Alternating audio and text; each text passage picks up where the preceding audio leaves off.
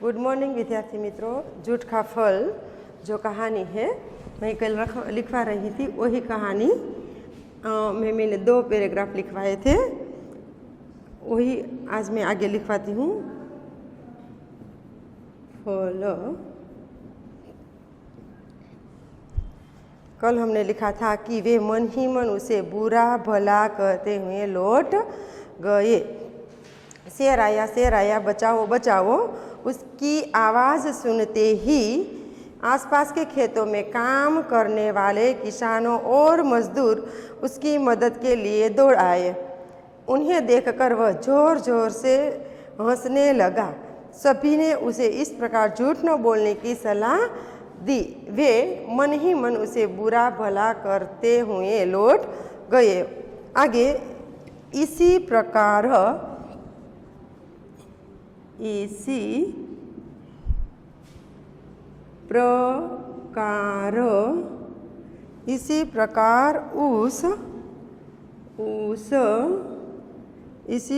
उस चरवाहे ने 2-3 बार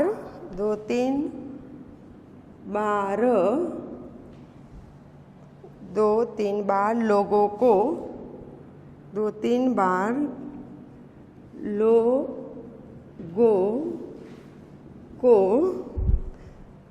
को परेशान किया।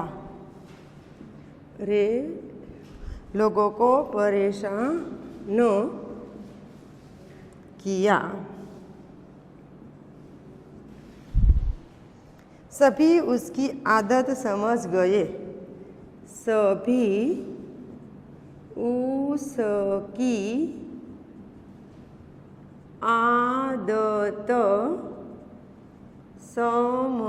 सभी उसकी आदत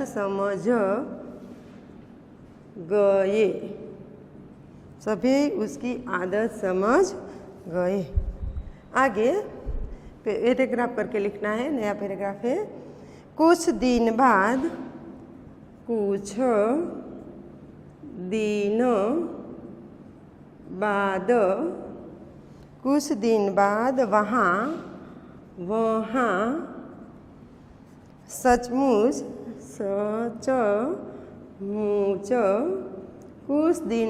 वहाँ सचमुच एक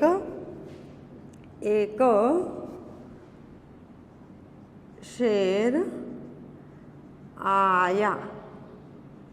इस बार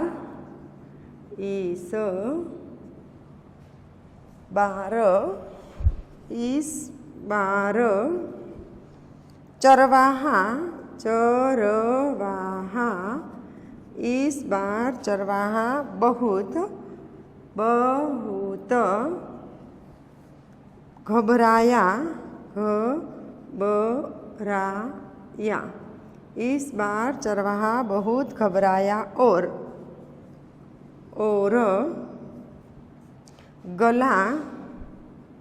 और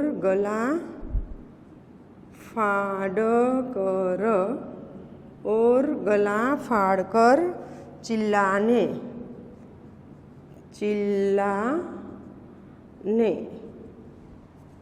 लगा।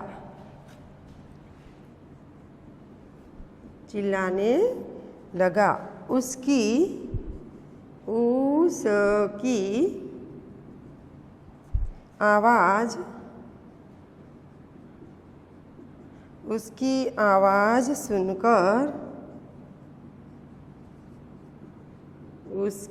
आवाज़ सुनकर लोगों ने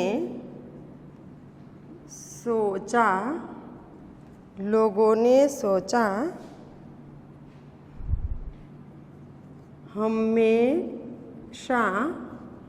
हमेशा की तरह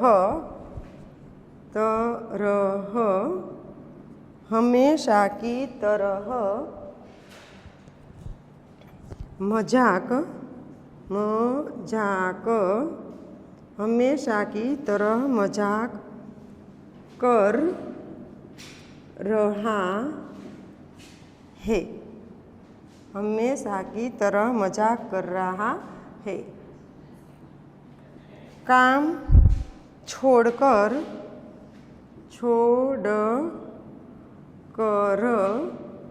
काम छोड़कर कौन जाए। कौन जाए। उसकी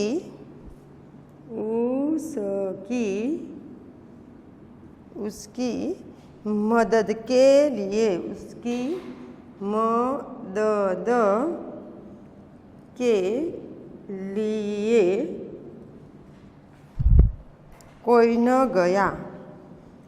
कोई न गया। कोई न गया। शेर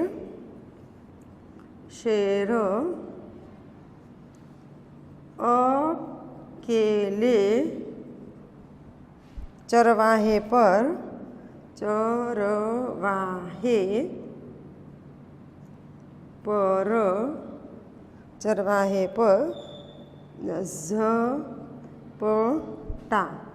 झपटा और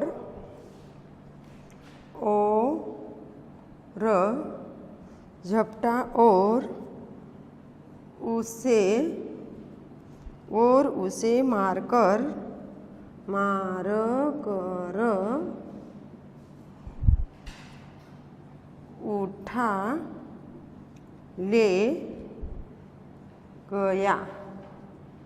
उठा ले गया।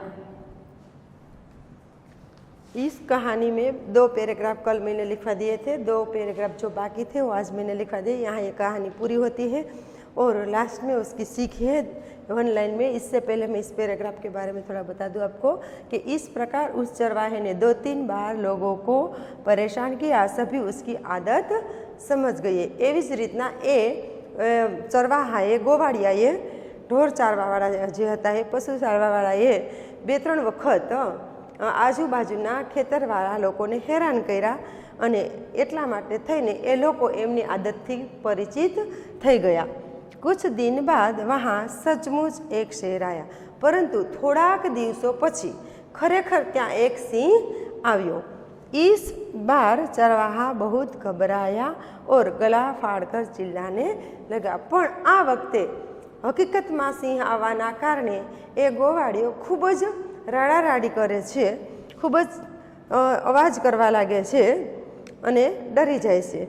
उसकी आवाज़ सुनकर लोगों ने सोचा हवे एमनी अवाज ने सांभळीने आसपासना लोकोए विचार्यु कि हमेशा की तरह मजाक कर रहा है।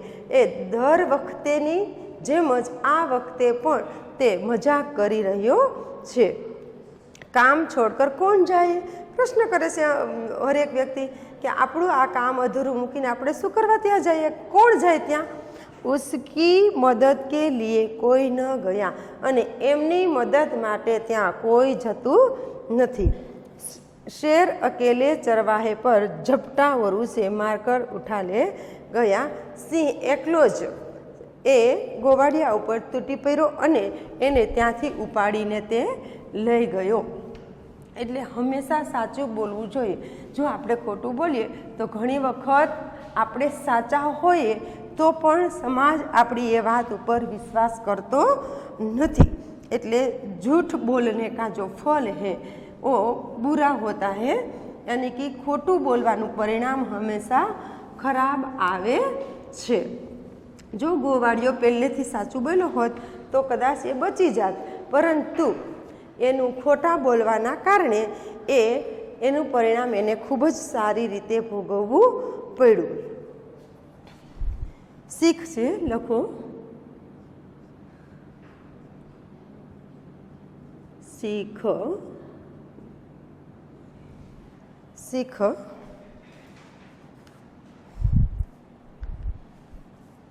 झूठ बोलना बुरा है। झूठ बोलना झूठ बोलना बुरा है। झूठ बोलना बुरा है। झूठ बोलने का परिणाम, झूठ बोलने का परिणाम, झूठ बोलने का परिणाम कभी अच्छा नहीं होता। अच्छा नहीं होता। झूठ बोलने का परिणाम कभी अच्छा नहीं होता। અહીંયા એ આપણે એક શીખ પ્રેરણા મળે છે કે झूठ बोलना बुरा है। खोटું બોલવું એ ખરાબ છે। झूठ बोलने का परिणाम कभी अच्छा नहीं होता। ખોટું બોલવાનું પરિણામ ક્યારેય સારું હોતું નથી। અહીંયા આપણે જે 3 કહાની લખવાની હતી એ 3 કહાની અહીંયા પૂરી થાય છે અને મેં તમને લોકોને 2 નિબંધ જે લખાવ્યા હતા એ અને હજીઓ એક બાકી રાખ્યો હતો, કારણ કે એ અમુક ક્લાસની અંદર એ નિબંધ મેં લખાવી દીધો હતો, અમુક ક્લાસમાં એ નિબંધ લખવાનો બાકી હતો। તો આજે હું જે નિબંધ લખવાનો બાકી હતો જે ક્લાસોની અંદર એ નિબંધ હું આજે લખાવું છું। એટલે જે ક્લાસમાં એ નિબંધ લખવાનો બાકી છે એ લોકોએ આ વિડીયો જોઈ અને એ નિબંધ વિડીયોમાંથી લખી લેવો। નિબંધનું નામ છે કોરોના વાયરસ। નિબંધ નંબર 3। નિબંધ લેખન। કહાની કમ્પ્લીટ થાય છે અને નિબંધ જે છે એ જે બાકી હતો એ નિબંધ હું તમને લખાવું છું।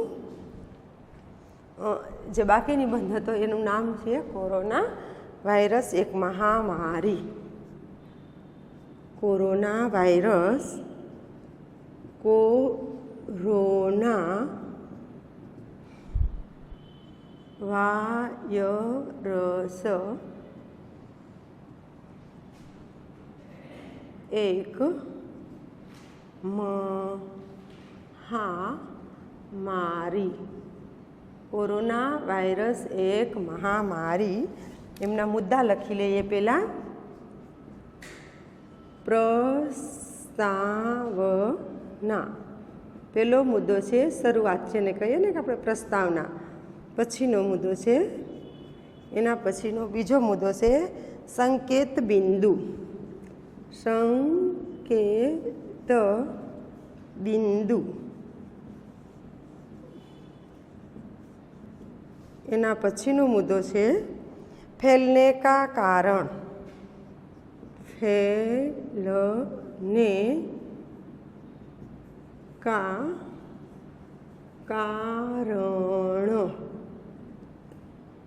એના પછીનો મુદ્દો છે કોરોના વાયરસ કે લક્ષણ। કોરોના વાયરસ के लक्षण। कोरोना वायरस के लक्षण। एना पछीनो मुद्दो छे कोरोना वायरस से बचाव। कोरोना वायरस से बचाव। અને છેલ્લે જે છે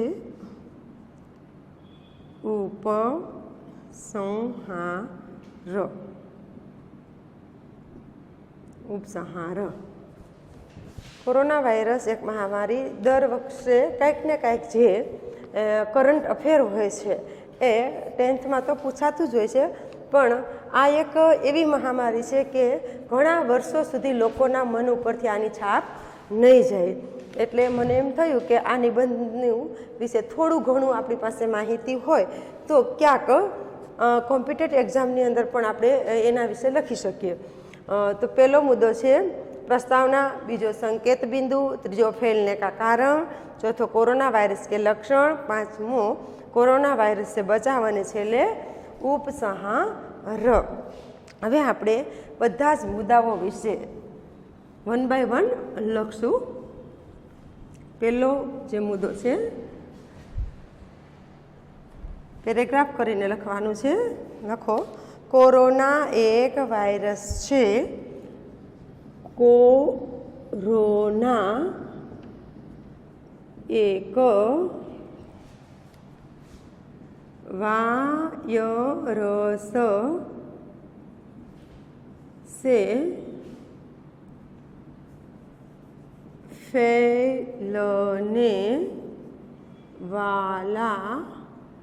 फैलने वाला रोग है। फैलने वाला रोग है। यह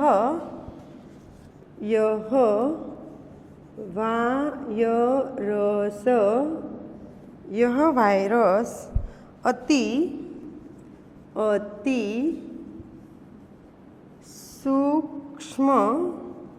सूक्ष्म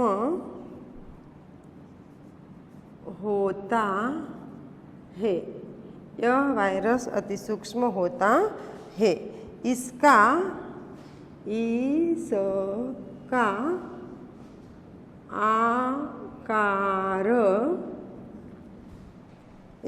आकार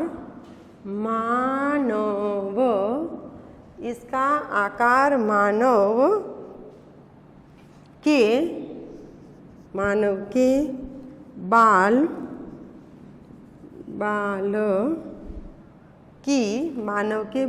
की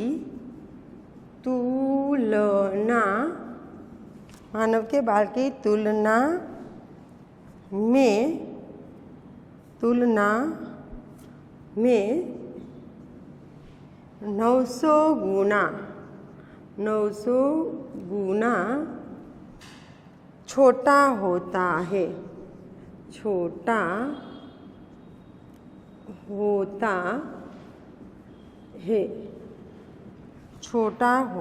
क्या कहा गया है कि मानव के बाल अपना माथाना वाળ करता पण 900 गणो ए सूक्ष्म नानो होय छे आ वायरस। इस वायरस का संक्रमण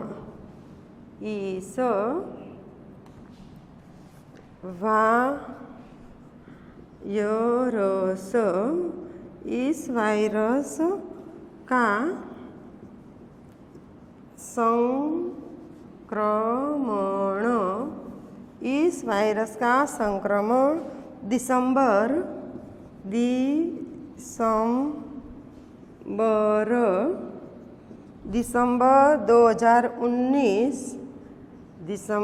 2019 में चीन के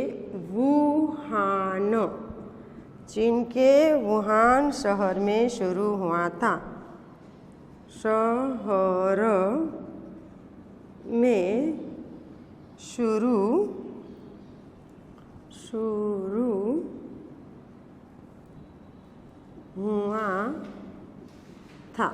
शुरू हुआ था।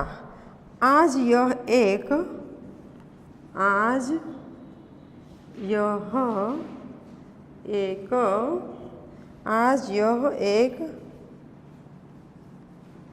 वैश्विक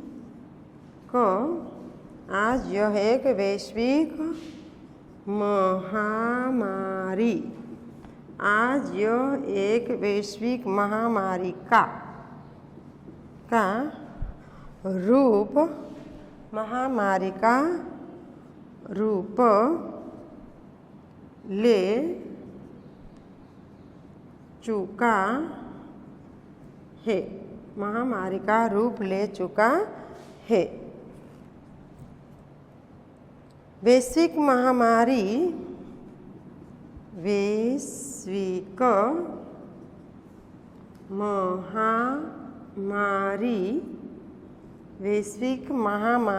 अर्थात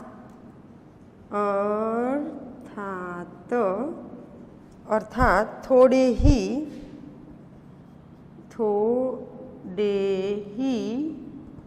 थोड़े ही समय में थोड़े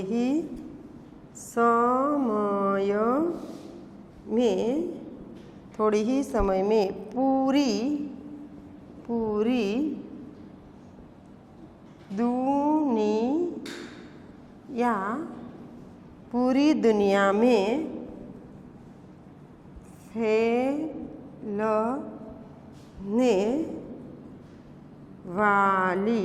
दुनिया में फैलने वाली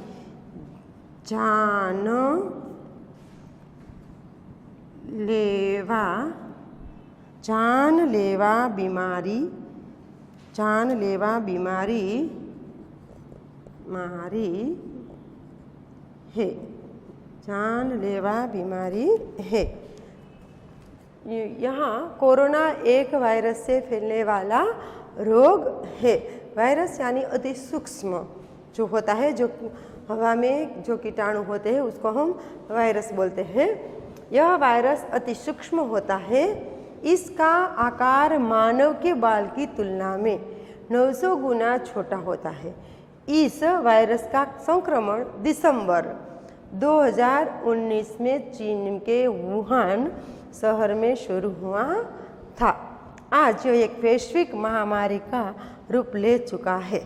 वैश्विक महामारी अर्थात थोड़े ही समय में पूरी दुनिया में फैलने वाली जानलेवा बीमारी।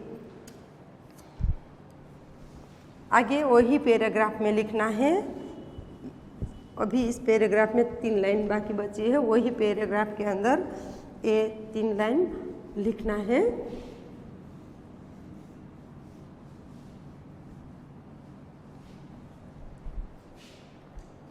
इस तरह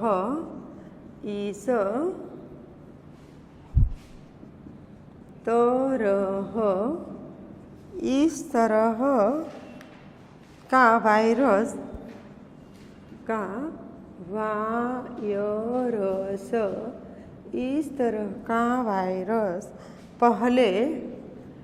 पहले कभी नहीं देखा गया है। पहले कभी नहीं देखा गया है। इससे लोगों के जीवन का खतरे में डाल दिया है। इसने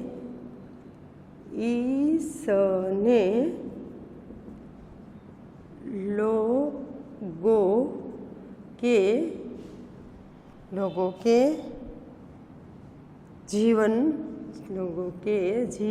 को खतरे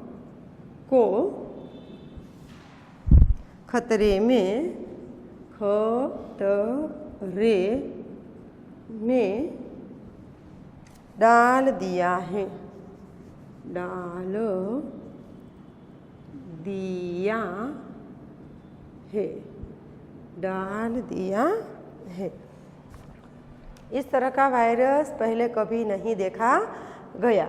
इसने लोगों के जीवन को खतरे में डाल दिया गया है।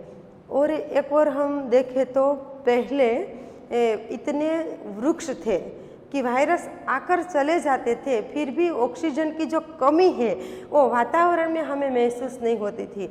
आजकल क्या हो रहा है, खासकर हमारे गुजरात में इतने कम वृक्ष के कारण थोड़ी बहुत बीमारी होती है तो बीमार लोग जो है वो ऑक्सीजन वातावरण में से ऑक्सीजन नहीं ले सकता है।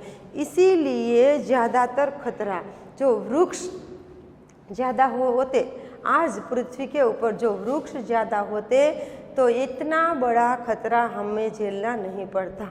जिस तरह से चकली, कागड़ों, छोटे छोटे जीव जंतु खाने वाले जो पक्षी थे उसका नाश हो गया, उससे भी काफ़ी खतरे बढ़ गए। उसी तरह वृक्ष का नाश होने के कारण भी काफ़ी खतरा हमें झेलना पड़ रहा है। तो हमें अब जागना होगा। ऐसे निबंध लिखकर उसमें से हमें प्रेरणा लेनी होगी कि हर व्यक्ति दीठ हमें एक वृक्ष, एक पौधा इस पृथ्वी को देना होगा, तब हम जी सकेंगे, वरना हम जी नहीं सकेंगे। तो ये निबंध का एक पैराग्राफ मैंने यहाँ आपको लिखवा दिया, और आगे का जो है वो मैं अगले 9वें लेक्चर के अंदर आपको लिखवाऊंगी। Thank you.